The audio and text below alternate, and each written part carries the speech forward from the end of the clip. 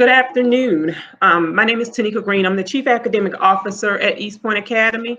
Welcome to our very first Parent University for the 2020-2021 school year. The purpose of this session tonight is to ensure that all of our parents understand our technology platforms and tools that we are using to make sure our students succeed, whether they're online as well as in the classroom. This evening, our instructional technology coach, Mrs. Whitlow, is going to walk you through some important tools and programs that we have been using. So on behalf of Mr. Bounds, our head of school, the rest of our leadership team, and the rest of our Panda family, we welcome you and thank you so much for joining us tonight. All right, well, thank you guys again for joining us. I'm going to present my screen and I'm going to turn off my camera.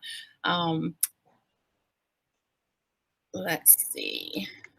I'm going to do my,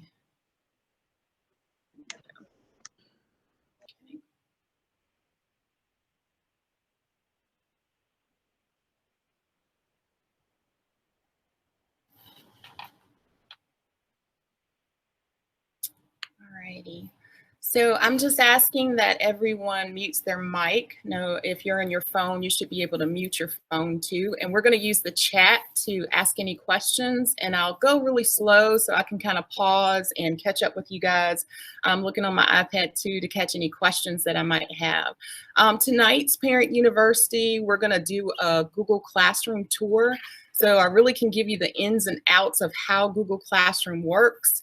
We're going to look at all of the parts of Google Classroom, how we can access your students' assignments or how your student can access their assignments, how they can turn in their work. And we're going to stop at the end and just do a little Q&A if you have any questions. Okay. All right, so we're going to start with logging in as a student. And for some of you, you guys are on Chromebooks. So as you log into the Chromebook, you're automatically connected with your Google account. So you're just using your EPA login that you got on your login card to log into your student's account. If you're on an iPad, you're going to log in by opening up the Google Classroom app. Okay, but you're still going to be required to log in using your account. From there, I'm going to go ahead and log this one in like I am a student. Oops.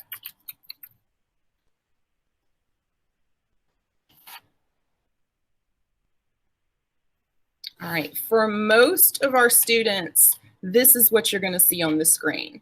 So we've created here at EPA landing pages for each grade level. So I'm on a second grade landing page now. And we thought that this would be a great way to organize all of the focus programs that we're using, like Google Classroom, our Drive, the Gmail. So we're just going to kind of cruise around this for a second so you can check a few things out. All right. So easiest way for your student to connect to Google Classroom once they hit this landing page is just to click this icon and they're immediately connected. All of our programs that we mainly use at EPA are also going to be housed on this landing page.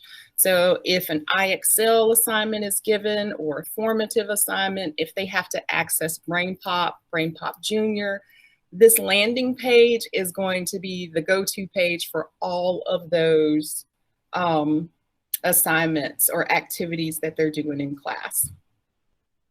All right. So I'm going to go ahead and open up Google Classroom.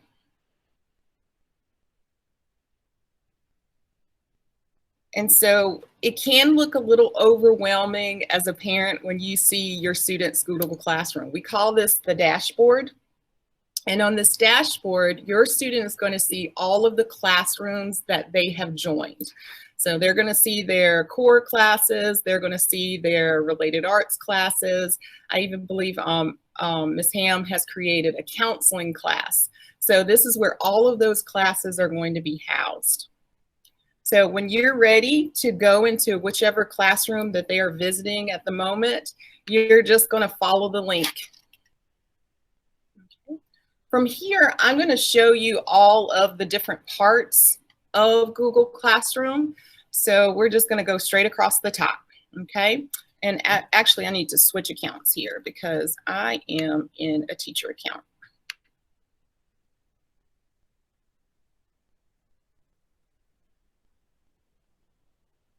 All right. Okay. So for students, they're going to see 3 different, we call them tabs across the top. There's a stream, there's a classwork tab, there's a people tab. This is what we call the banner. This is where you will join your Google Meet. And usually you will see the link here if your teacher has made that link visible. Sometimes that link may disappear because your teacher has access to turn that link off and make it not visible until she's ready for kids to join her class, okay? On the iPad, you're not gonna see this link. It's not in your banner like this. Instead, what you're gonna see is you're gonna see a little recording app in your top right-hand corner, or you're going to see an eye in the top right-hand corner. And I'm just going to show you what that looks like. Let me grab that, okay? So this is what it's going to look like if you are joining from an iPad. You should be able to hit your recording app. And sometimes we know that weird things happen with applications. So if you don't see that, what you're going to do is you're going to open up this eye. This eye will give you all of the information about the class, and it will give you the link to the Google Classroom. For some reason, if you don't see either one of these apps, I want you to delete the app altogether and just reinstall it.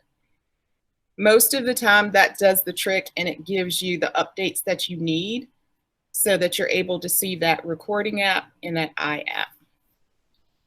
Okay. Alrighty, I'm going to show you what happens when I try to join this classroom.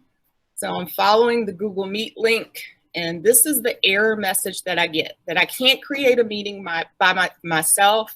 I have to contact your system admin for more information. So this doesn't mean that Google Meet is not working. It simply means that you have to wait for your teacher to create the Meet and join the Meet first before you can join the Meet. If you try to log in first, this is the error message that you're going to get. Okay. Just try to catch up and make sure we don't have any questions. All right. On the stream, you're also going to see this upcoming box to the left. This tells you about recent assignments that are upcoming. You also have this view all section here, and this is going to give you a list of all of the assignments that have been given to your student. You have filters on the left that allow you just to see assigned items. Assigned items means they don't have a due date or they haven't reached their due date yet, so they're upcoming. You can see anything that's returned, and this is going to be especially helpful for your students as teachers start to grade things through Google Classroom. You're going to check this returned section out so that you can see grades and comments that teachers have given. This is an especially good tab here, missing, because it allows you as a parent and as students to see what work has not been turned in yet. Okay. All right, I'm going to go back and follow this link here to the classwork tab. All righty. So on the classwork tab, that's where we're going to see all of the assignments. And I'm going to come back here so we can go in depth with this a little bit more. We're just going to skip to the people tab. The people tab is where your student is going to see who's enrolled in the class. Also, they're going to see who their teachers are. This is especially helpful. I'll show you this because you have this little email icon. If your student needs to get in contact with their teacher, then if they click that icon from Google Classroom, it automatically connects them with Gmail. Okay, so really easy to do. All right, I'm going all the way to the left-hand side, and I'm going to look at the main menu. We call this the hamburger, the 3 lines. When you open up this hamburger, or the 3 lines, the main menu, it gives you a couple of options. You can go back to all of the classes that you're enrolled in. You can check out the calendar, which I find extremely helpful. because with the calendar feature, you can see all of the assignments and when they're due. Okay, so, and from here, which is really great, you don't have to click extra buttons. You can actually click on an assignment and go directly to the assignment. Okay. You also have the to-do tab. Google Classroom makes sure that you have like 1,000 different ways to get to your work and figure out what's assigned to you and what's missing, what you've completed. So this is new to Google Classroom, where it tells you all the number of assignments that you've been assigned for the life of your enrollment in Google Classroom. And then they have a number of assignments that you have due this week. Okay. You can also filter this section as well for anything that's missing, and you can go right to that assignment. It'll take you directly to the assignment. Okay. All right, I'm going to go all the way down to the bottom to settings and show you one little feature that is especially handy. You want to make sure your student has on these email notifications. You want them to be able to receive email notifications. You may not want them to receive email notifications for everything. Notice I have everything turned on. So if comments are made on a post, I get an email. Comments that mention me, I get an email. Private comments on work, I get an email. So some of those I might want to toggle off. I might not want to get an email for every comment on a post, okay? But I probably do want to get emails from private comments because those are from my teacher and I want to get those things. The others, work and other posts from teachers. You may not want to get an email every time your teacher posts a new assignment. You're just going to go to Google Classroom to do that, okay? Returned work and grades from your teacher, definitely want that on for students. Invitations to join classes as a student, you definitely want that on. And due date reminders, you want to have that on, okay? All righty. So I'm going back to my classes here.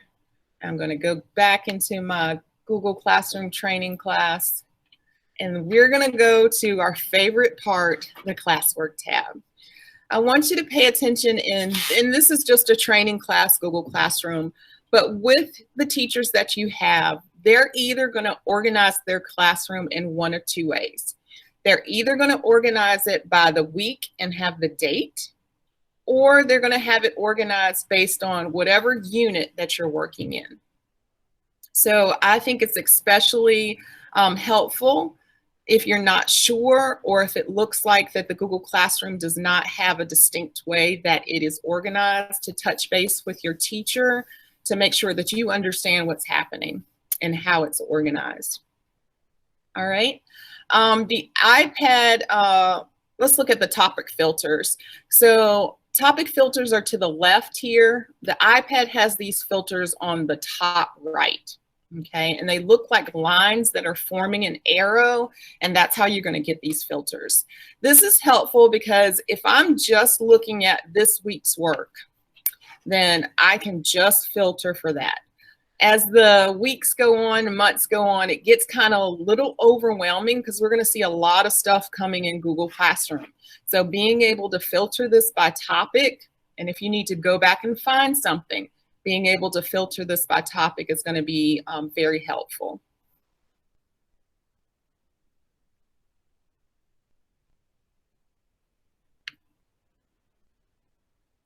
I want to point out that Google Classroom has different icons and they mean different things. So start at the top, we have a book with a bookmark. This is just going to be for materials. This is not an assignment that has to be turned in. It doesn't have a due date. We'll open this up and let you see what it looks like. And it tells us to view the material. You'll see there's no work attached to it. There's no due date attached to it. It's just material. Okay. We also have an icon that's a little clipboard. It has writing on it. Those are going to be assignments. Okay, so those are the icons that you want to particularly pay attention to. We also have an icon in Google Classroom that is the question mark. And the question mark is an actual assignment. So if I look at this, I ask kids, I call it the QOD, the question of the day. How are you doing today? So as a student, I'm looking at this. And I'm typing my answer to the right, and I can turn that in, okay?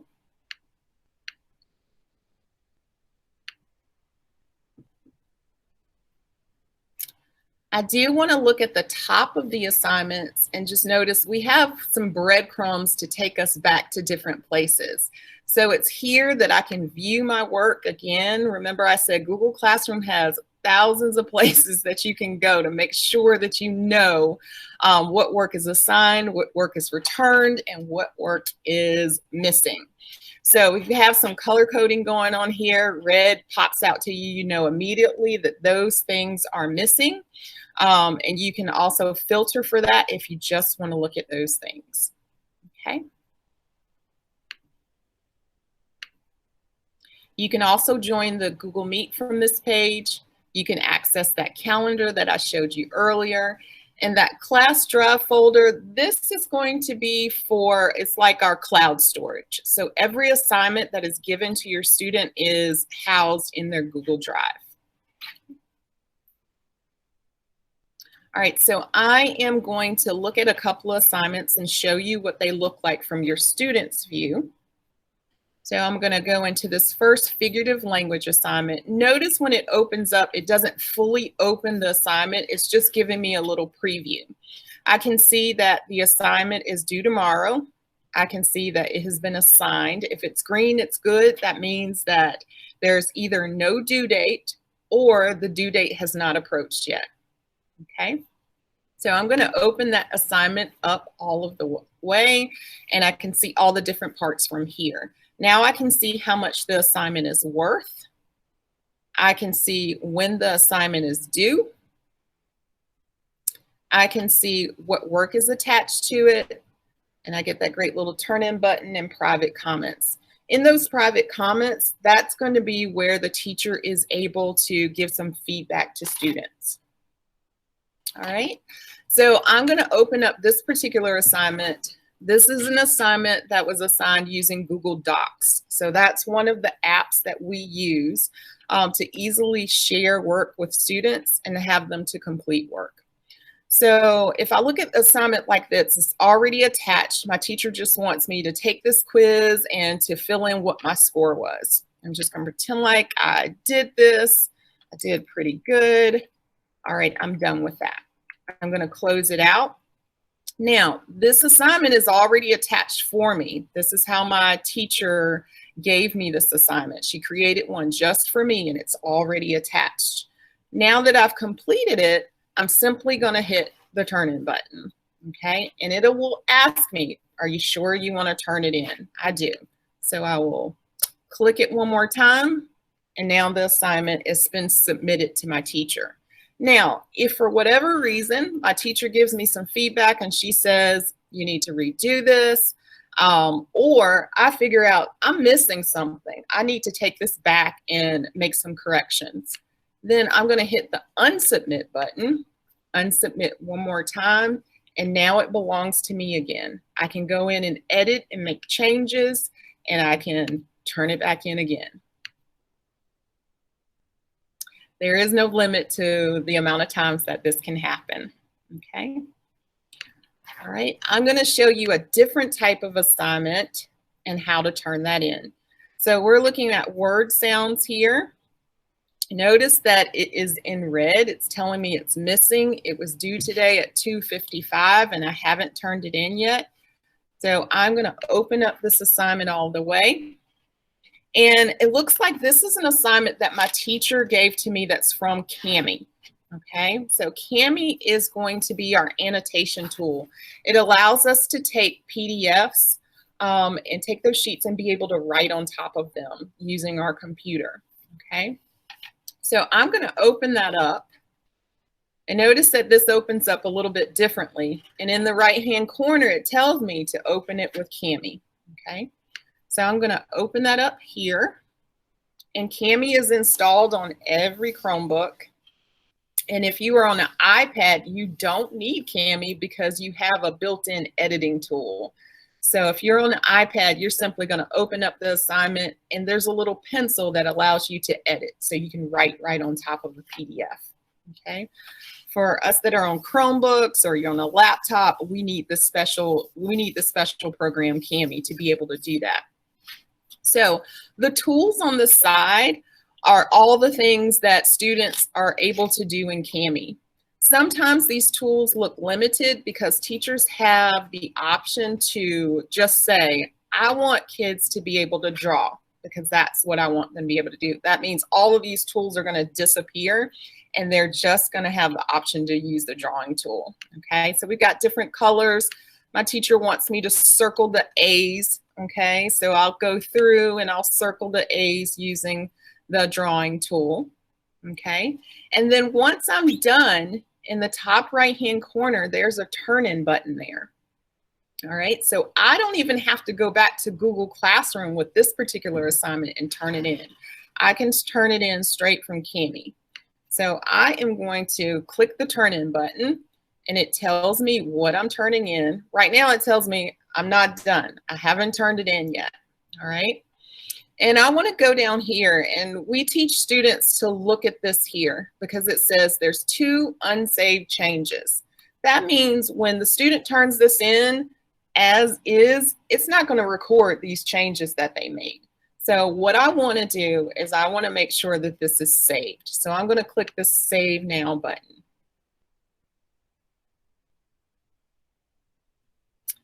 All right.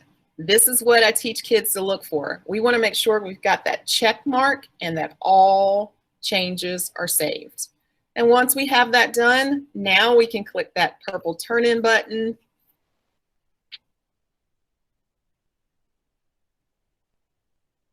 And sometimes it takes a little bit, all right?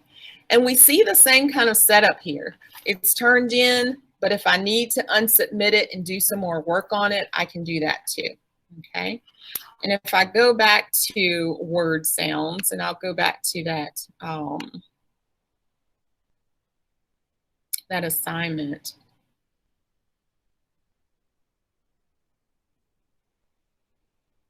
All right, so once I refresh my page, I can see that it's already been submitted, okay?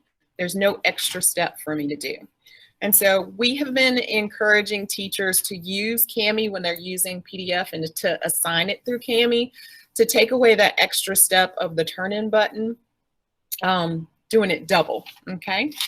All righty. I'm just gonna stop. I haven't checked out messages to see if there were any questions, so I'm just gonna stop to see if I have any. It looks like we have one. All right, so we've used turn in through Cami, but it's still listed as missing. All right, who's your teacher?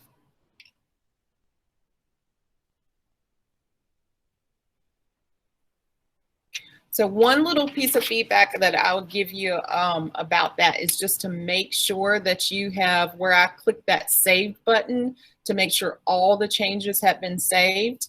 And all right, I've got it down. Thank you. So that's my one little tip, but I will touch base with Ms. Dixon to make sure that it's being assigned in the correct way. Thank you. I appreciate that.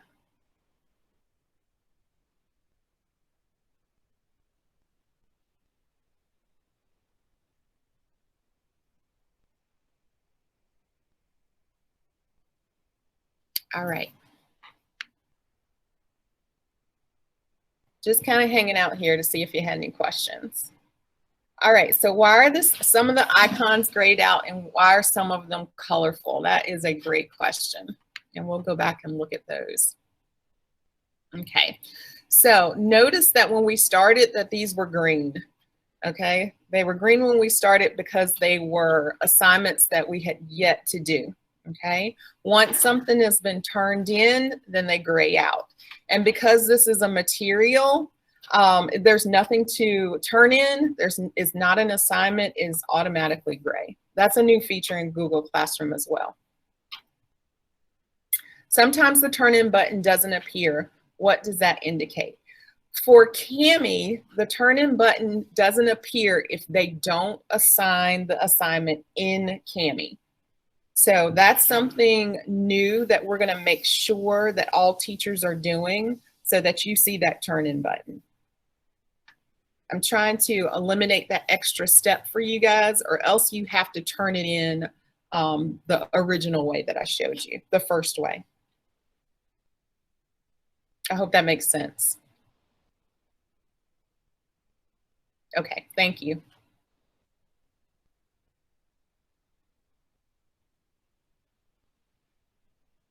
Do you guys have any other questions about Google Classroom or turning in work? How Google Meet may work? Thank you. I appreciate it. I'm glad it was helpful.